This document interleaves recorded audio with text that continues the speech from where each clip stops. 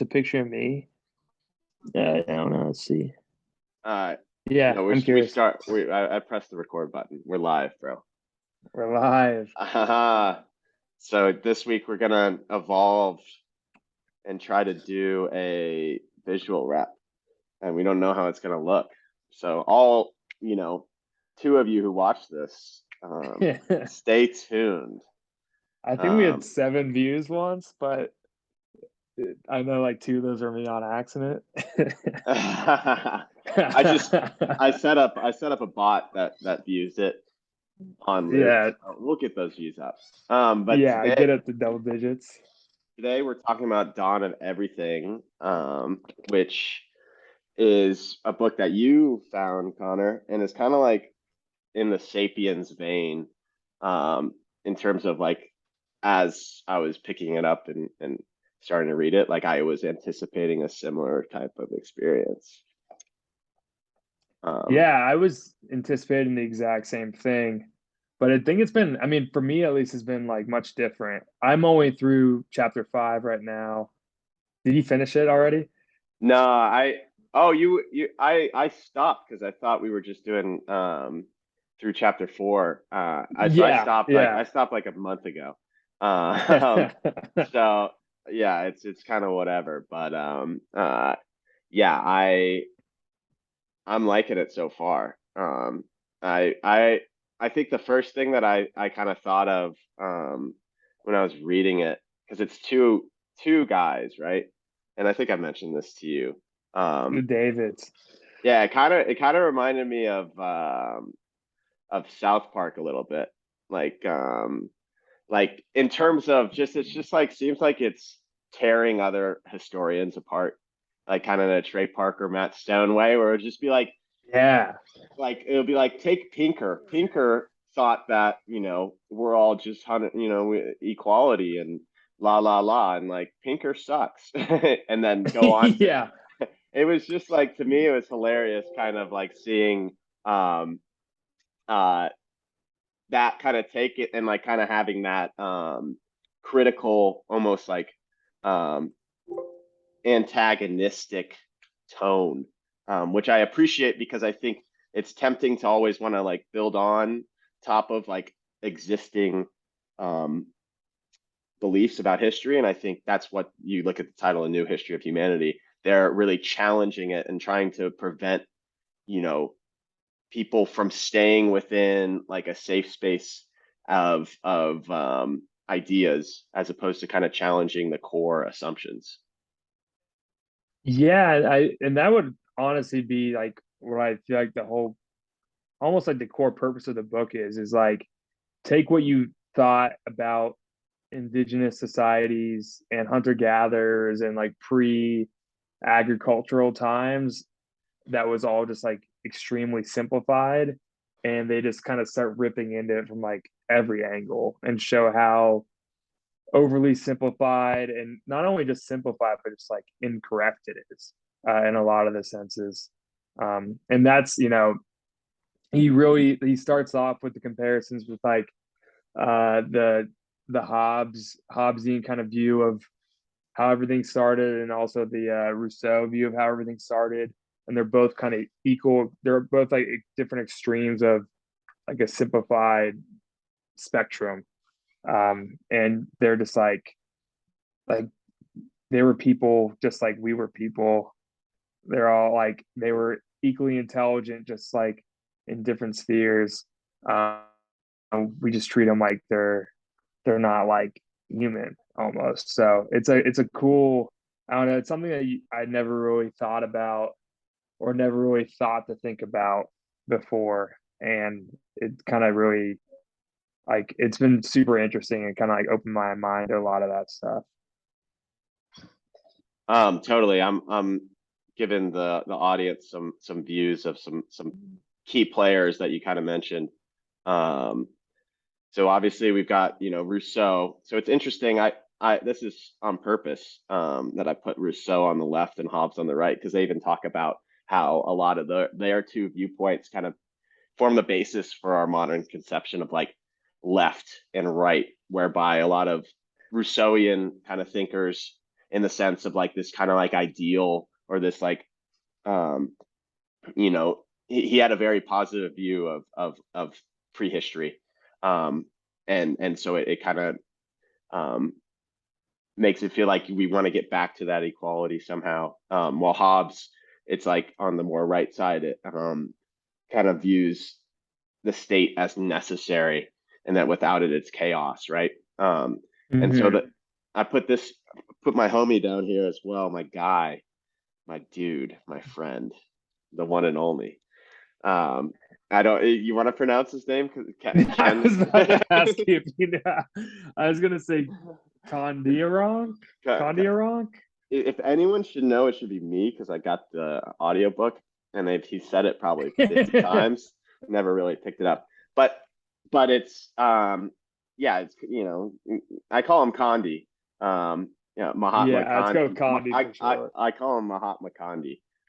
Like Condi Iraq or whatever. But it's interesting because kind of to your point, and I think that's in addition to like seeing the indigenous kind of in the prehistory of humanity in a too simplistic way. I think we see the indigenous people in a too simplistic way. They talk about this noble savage myth, where it's like they live in equality and life's so simple, but we never in those myths project the intelligence and the critical thinking that I think is really shown in this book, and that's something that really struck me as like the indigenous people had great critiques of Western European culture, and they're just like there's some really beautiful passages. I really liked um, one where he kind of mentioned, talking about money and property and all that, and he's like, "How could I have any money when the next person I'd see struggling on the road, I'd give them everything I had." So it was just a different mentality of Yeah.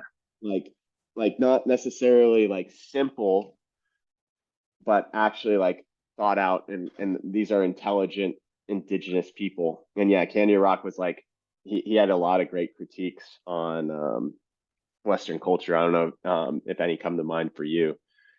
Yeah, I thought you kind of touched on it there. Like, how can I have wealth if like I walk by someone, I would give them like that was struggling, I give it them all. But he mentions this, or the authors mention this term, like baseline communism. I never heard it kind of phrased like this, but they basically frame it as what's like the baseline, like good deed you'd pretty much do for someone, like if they needed it, that had like little consequences for you. The example they give is like you're walking by someone and they're drowning, like like it's really easy for you to put your hand in and try to like pull them up. Like almost anyone would do that for almost anyone.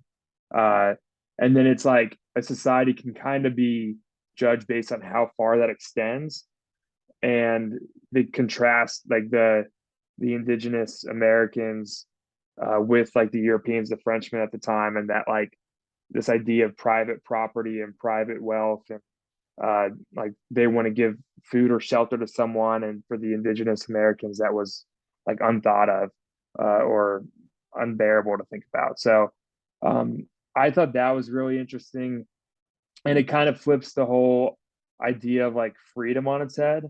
And this is the other one I thought was really interesting, is like the freedom to, like, I guess how we typically see it, we have like individual rights, but we're like we have the freedom to own and possess things and to like claim the right to things, whereas like they consider freedom more of like the freedom of like an autonomous life. Totally. And I to kind of continue on the freedom, I thought one of the really interesting things as it relates to private property was what makes something like your private property specifically. And the thing that they highlighted was the ability to destroy it. Um, right? Like Yeah. the right to destroy like your property, and I think the word they used was abuse, like it's like a Roman kind of concept, right?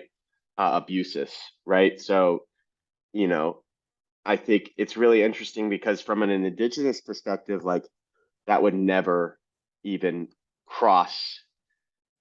someone's mind, because it's like it was much more about in a kind of even 24th century kind of sustainability thing.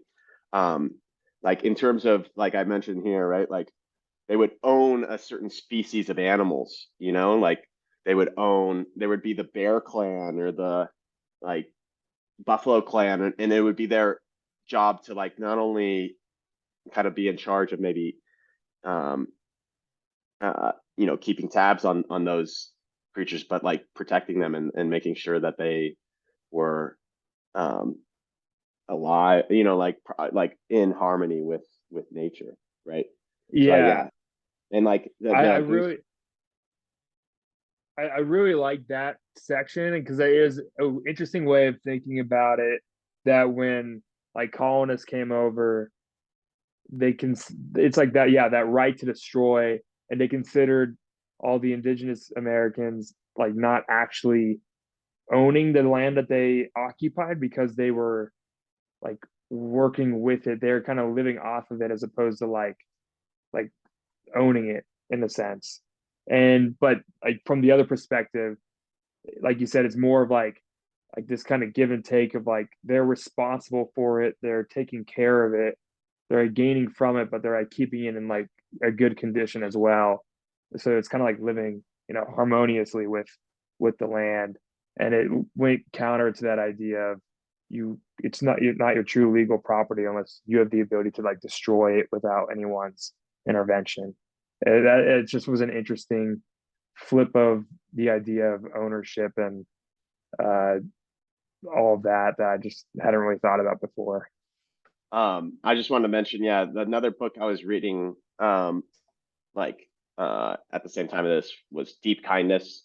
And so it kind of related to that baseline communism idea, um, that like kindness isn't normal in the society we live in. Like kindness was normal in an indigenous society, you know, um, in the same sense we mentioned before, like no one would suffer in the face of other people because it's just they wouldn't let that happen. Like the love, like the care for your other fellow man was just ingrained in how they lived, right? That baseline communism idea. So um, I just thought that was interesting because yeah, like a book like this is kind of coming out saying like, hey, like, and then he talks about like deep kindness being, you know, like above a step above like your simple like you know, hey, how are you doing, or you know, actually taking action. So I wanted to mention as well as it relates to the private property thing, some other things, like the indigenous concept of private property, like really like because I think that's one of the things that is alluded to in the or like in people's view of hunter gatherers is like, oh, they didn't have it, they were free, they didn't have any private property, like life was just you know, free and clear. And so I actually thought it was really interesting. Let's see this one. Kind of like the concept of like sacra or the immaterial, like the sacred property, right? Like I knowledge, almost in like a yogic sense. Like they valued the sacred knowledge of the indigenous people, and it really reminded me of kind of like autobiography of a yogi and Kriya kind of thought as it relates to Indian thinking, where there was kind of this protection of breath work, of yoga, of all these practices that might somehow give you increased enlightenment or bring you closer to kind of like truth. And I thought that was interesting because what, you know, that's kind of private property. It's like a mine property. And then as it relates to like today, obviously like data is king, right? Like you could argue that, you know, now private property is being preyed upon in terms of people's data, and there's a feeling that yeah, privacy is kind of breached in that sense. So Yeah, I thought it was really interesting when they make the comparison between what we consider private property and what they consider sacred. Because they argue it's not really that different. Like they didn't have a lot of personal possessions that were private, but they had these sacred possessions that they treated very much like we just treat any of our possessions. And they kind of posed the question at the end of it is like, it's not that it's not the question I guess they always kind of framed it. We always kind of think of it as like, oh, they're so simple and innocent, didn't have any possessions, like you said. But it's really more of, and the question originally was, how do we come to like start possessing things? And it's less of that and more recognizing that they had things that were sacred, and they make evidence that there's been sacred things for going far back. So there's always been sacred objects that we possess, but it's when do we transition into deciding that every person should have so many sacred objects and they should be privatizing themselves. But yeah, I thought that sacred to private comparison was really interesting. And it aligns with like it aligns with a lot of the monuments that we find, right? Like Stonehenge is a classic one, but like there was really like some intelligence behind the knowledge that they're using, right? Like this is just like an example of like Stonehenge geometry, but they have plenty of kind of examples of really thought out um, intelligent meeting places, gathering points for people, right? Another one was let's see, Poverty Point. If I Yeah, can download that one. Um, but yeah, what were your thoughts on like kind of like I thought that was so interesting because again, like it's just so cool to see my own kind of um stereotypical thinking about in like kind of history because that's how we're taught. We're taught that it's a line, and that like people way back when didn't have the wherewithal to create something like as complex as something like Poverty Point, or things like that. And that yeah, through the advent of agriculture, um, then all these things became possible. When really that's not what increasingly is being shown to be the case as we look into like the what we're increasingly discovering in Japan um, and North hmm America, right? I thought that was so cool. That's again, I feel like we're really honing in on that uh, third chapter, right? But let's see. yeah. You liking what I'm doing here? I'm putting all these Dude, this is notes on. cool. I like this a Like lot. it's pretty Yeah, fun, because huh? he makes the point about how uh like humans are political beings, and they define political as being able to project into the future and make arguments for what is the best like course of action, essentially. And like you said before, how in the past it's been overly simplified, where it was like nothing complex, and then agriculture, and then then they could build cities, and all this could happen at once. We also think of it, like you said, very linearly and like uniform, as if there weren't different people doing different things and trying out new stuff, over the course of history. And the Poverty Point, the stuff in Japan, they point out like the things like all these different cultures and different areas that could see each other and we're doing different stuff, just shows that like we can't oversimplify. Like people are like they try new ideas, they think of new possibilities, they look at one person's thing and try to do the other thing. So there's always kind of this mix of different stuff going on, and we can't think of it so linearly. And that kind of ties in with the how societies acted in like seasonally, which I thought was, I mean, I had never heard that before, and I thought that was so cool. How they would totally transform their society and what they focused on, like their political system, their like hierarchy system, based on like winter versus summer, based on like were they hunting and gathering for food, or were they kind of like stocking up for the winter and just holding it down. So it was like a really interesting like dichotomy of how flexible they were, and how like flexible those kind of structures can be. Um, but yeah, I think it's just so interesting that they can like we've kind of overly simplified it for so long, and that all this complex stuff was happening in different parts of the world far before agriculture, and just not even before agriculture, but like they just didn't, like a lot of societies just didn't want to do agriculture. They just didn't see the value in it, when they could just gather stuff so easily off the land. So, yeah, it just really makes you like question so many of the overly simplified things that we've heard over time, especially when it comes about like you're talking about a period of history that's so large and so vast. It's crazy to think in retrospect that we just kind of oversimplified it to say everyone was doing this for this tens of thousands of years until this one thing happened, and then everyone started doing it a different way. Totally. Yeah, I'm glad you brought up the seasonality thing, because that was something that I think struck me close to home as well.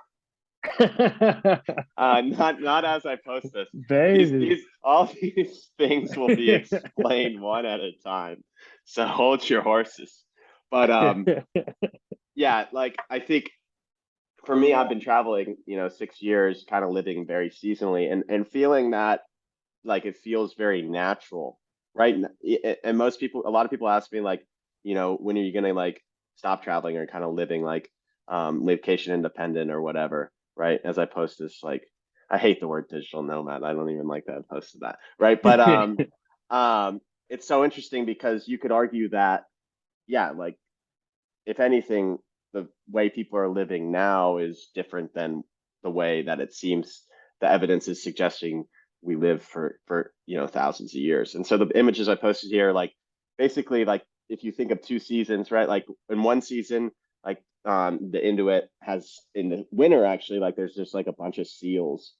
And so there's not the need for tight societal structures and people kind of like, come together and communalize because there's so much food and there's no big deal. While in the actually like when they have to go out and fish, it's more of like a buffalo police, like stricter societal structures and political structures because it's necessary because it's a little more scarcity. And like I think of like martial law almost like they talk about buffalo police, but it's so awesome that like the same people that would be like the leaders or the chiefs would just be like shit on, like made fun of, Yeah. right? Like imagine like telling like Genghis Khan like, yo, you suck, man, I hate you, you die, right? Like, but like yeah, like the people who were in charge um were immediately brought back down to level. And even like the concept of your wife or like there were that would those social structures would fall apart. That's why I put the swingers thing up, not for any other reason. But yeah, I thought that was one of my favorite chapters in terms of that concept, right? So like just to recap, I think Yeah. we've chatted, we talked a little bit about like Wicked Liberty, um, which is the second chapter, and kind of as it relates to Rousseau and Hobbes, and then we kind of moved into the private property piece. So that's chapter 4, Free People, the Origin of Cultures, and the Advent of Private Property. And then now we've just recently been talking about unfreezing the ice age in the sense of like kind of going back and looking at these people, these ancient cultures, and seeing that, yeah, we're oversimplifying a lot of our views on them. Like they were actually intelligent, um, thoughtful people. And then I really love, let's see if I can find it, which chapter it was, but like this concept of getting stuck, like really like, and yeah, it's in unfreezing the ice age, right? Like that, like we were living so seasonally, and then all of a sudden, like power, like the people in power got power and never let go, right? Like I thought that was such Mhm. an interesting thing. Like, you know, it's not like what are the origins of social inequalities? Like when did we get stuck in these systems? So I don't know if you got Yeah. some thoughts on that I that kind concept. of just the seasonality thing kind of makes you think like, how like nice restaurants, like the menu changes in the seasons because like different foods are in harvest and they're fresher and they tailor their menu off that. And then we just kind of slowly transition to McDonald's where it's like let's stick with like we got these things and we're just gonna do them like automatic like over and over and over. Like you said, it's like how do we get stuck? We just kind of like we start like stop trying, we stopped being flexible when it made sense. And yeah, I hope I'm really interested to see how they like where that question goes further on in the book because like everything kind of up until this point has kind of alluded to the fact that like there's been so many different ways of forming societies, ways of living, ways of like political structures. Like there's been so many different things, and now we're just like all uniform. And it's like, how did we go? Like the original question is what are the origins of social inequality? And they kind of press on it, like the earlier questions were more not less about equality, more about freedom, like autonomous freedom, ability to do what you want. And then it transitioned to like that, how do we get stuck doing the same thing and living the same way? Uh, but yeah, it's a really interesting question. Totally. Yeah, like because obviously the people in power, I think it's once you get a taste of it, like I really respect kind of the stories I'm hearing about the people, indigenous people, because it's kind of hard to give it up, right? Like, um, I just watched The Lord of the Rings, the entirety of it, like the extended edition, right? Oh, And, no yeah, way. no, it was good. It was a good one.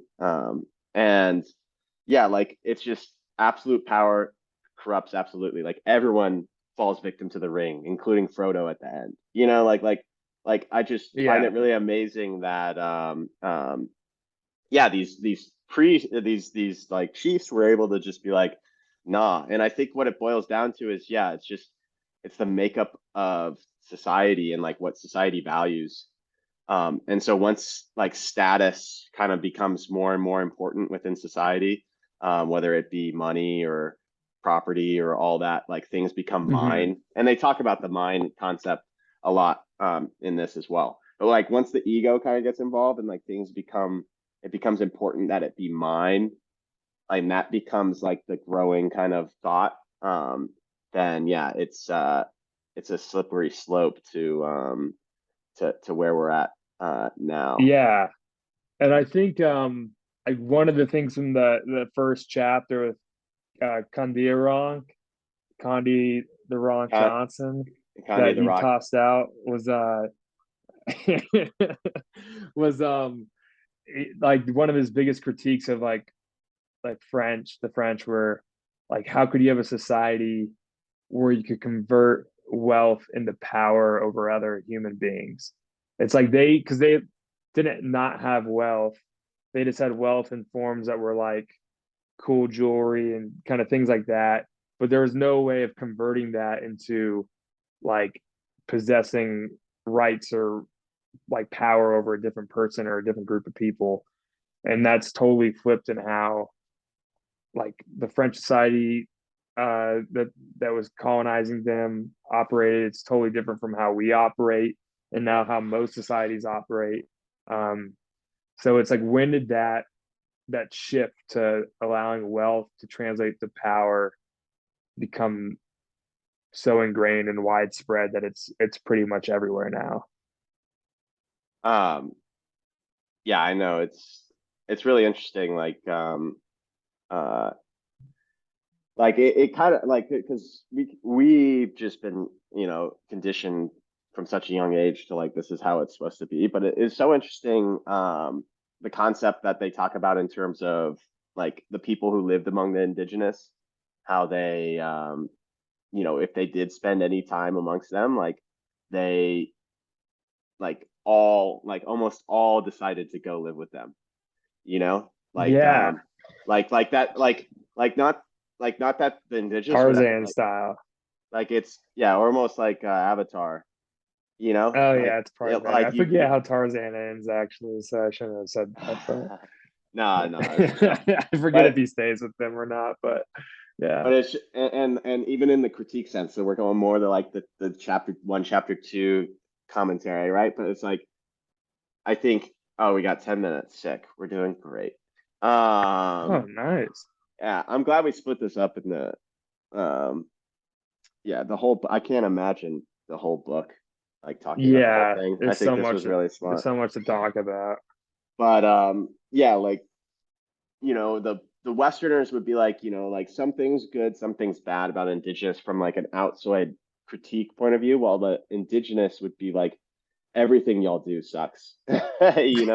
Like there's no redeeming Yeah. qualities at all to anything you're doing. And I just really think that's interesting because then like if there were to be a litmus test, it would be like, well, who would you choose to live, which society would you choose to Yeah. live in if you had a choice? And in all the cases where people did have a choice, they chose to live amongst the indigenous. And that actually reminds me of, I don't know if you've read this book, Brave New World. It's kind of like uh, No.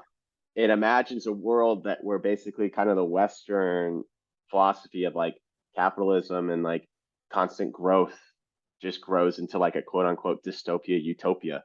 And there's a character called John the Savage who kind of lives separate from that. Um, and then eventually gets taken to this new world. It's a bunch of other stuff's happening, but that storyline really reminded me of this indigenous critique because spoilers. Should I spoil it or you gonna Actually, I read kind it? of want to read it now. Oh, okay. But you can spoil it for the sake of It's the podcast. no, no, no, no. I won't spoil it. But yeah, so my BNW fans will know what I'm talking about here. But basically, like he's very critical Sorry. of the like this world that's kind of predicated on capitalism and growth and money and private property and all this stuff. Because I think a lot of people naturally kind of like see it as like moving towards a utopia. But I think now even like in terms of the economic effects and things like that, there's a growing population that is kind of more in line with the regenerative philosophy that I think was common to the indigenous people. You know, Yeah. Yeah, it's it kind of well, like one of the most interesting things about the indigenous society that Kandiaronk talks about was there how no one there's no like way of like forcing someone to do something. Like the only way of getting someone to do something was like compelling them with like good like reasoning and like appealing to their emotions and all that stuff. So I thought it was one interesting how they mentioned how they're such good orators and speakers because they're like forced to operate that way, but also how yeah they you couldn't force anyone to do anything really unless that you had convinced them to want to do that. And even as far as like if someone did something really bad, they don't punish the individual. They compel the entire society to give gifts to the victim. Um, and it's again, it's not a forced thing. It's like you contribute what you can type of an idea. It's just so different from how we operate, and like you said, how you're born into it, and you just assume this is the way it's always been or the way it has to be. But imagining a society like that is just so it's so interesting, and it just really opens up your eyes to like could we be way more flexible than we are and like test out some of this stuff. totally. Like, and I think what you're saying actually reminds me as well as like their view on like the mentally ill or they saw them as like prophets, right? Um, Oh yeah, that was a you really know, interesting part. like someone who would eat excrement, and speak in tongues and kind of go in trances, and we can all imagine in modern society how we treat that person. Like, that person might be a homeless person. That person, might like they would be rejected by society, right? But instead, like Hmm. in kind of the indigenous and then the ancient things, they were like respected and touched by God because I think that the minorities, um, and that's why I bring up the kind of Game of Thrones reference, right? Like they were really valued, and in Game of Thrones, like Varys and Tyrion, right, weren't necessarily they were like criticized, but like they kind of like came to mind as like people who like quote unquote like have disabilities, like um uh Tyrion's a dwarf and Varys like doesn't have his balls, but they're like two of the most powerful characters in Game of Thrones, right? And then in terms of like eating excrement, I obviously thought of Rick and Morty, right? Like like in that episode, like like his stupidest version is just criticized by like the modern like Rick is like the ultimate like hates himself, like is critical of everyone, and it's kind of just the most individual focused person ever, right? So this version of himself that's like doofus Rick eats excrement. Like that's the joke they make that they tell him literally is like that he eats his own poo, but really like he's way smarter than your average person. Like he like hangs out with Jerry and like makes like brownies without an oven and like does a bunch of cool stuff, like shows he's like still super valuable. But yeah, I Hmm. thought that was a really interesting thing, right? Because it's like they were seen as prophets and they were the ones that were buried. They were the ones that were like honored, were the weirdest people, the village Yeah, idiot. yeah. There's just so many ways they were like so different from how we are now, and in a lot of ways seems like in like a positive direction that we could move. So it's just interesting, like the more and more these ideas get out there, and the more individual autonomy people can gain. Like it'll be interesting to see if like there are, you know, like countries or cities or towns or groups or whatever that start to try to implement more of these type of ideals and on like a larger scale in modern time, like see how it works. Totally. Um, yeah. Uh, Where are we at any time wise? I don't see the time around mine, so I don't we want to got we've got three overstep. minutes. We've got three 3 minutes? minutes. Okay. Um, Nice. was there anything else that you wanted that were on in your notes? There probably is. I'm trying to think if there's anything. Man, we covered a lot though. I'm glad we cut it to 4 chapters because any more we could have like go way too into it. But Um, yeah, anything that you got? so like as it relates to chapter four, I thought it was really interesting, kind of like um what he would say about the forager societies in terms of like why they were he'd consider them having culture. And one of the things he mentioned was like them playing games, right? Like and I thought of Hmm. like let's see. Oops.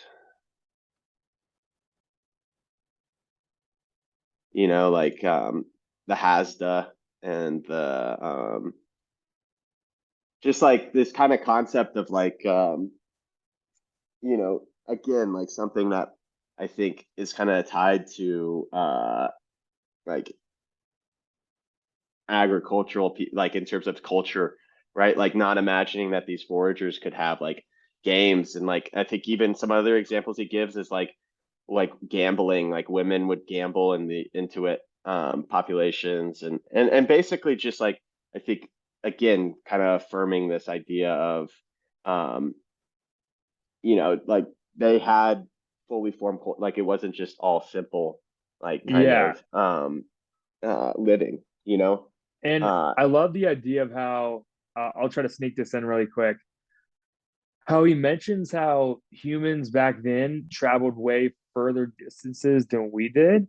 I would always kind of thought that they would have stayed super local, but the fact that they travel great distances, and then you'd have these things like Poverty Point, where you've got like these massive like centers of intermixed cultures, like all coming, and it's like you think of it like maybe one society kind of has their own cultural identity and they do their own thing, but you had like these multiple groups with different cultures that they're all coming together and kind of like converging in one spot.